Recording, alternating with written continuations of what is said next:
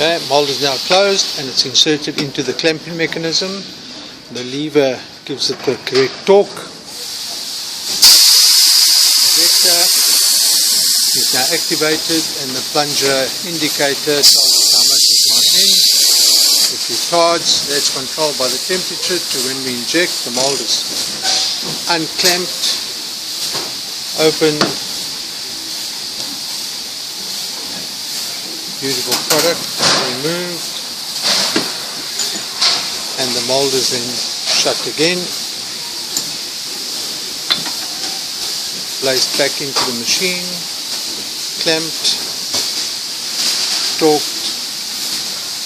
Material has now been inserted. By lifting that lever, material flows into there via the hopper, and we watch the temperature, which is now on temp. So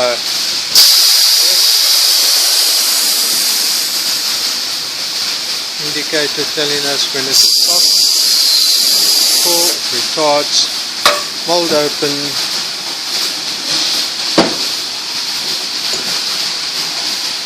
and there we are. Right, that is the Lindmann semi-automatic tabletop plastic molding machine.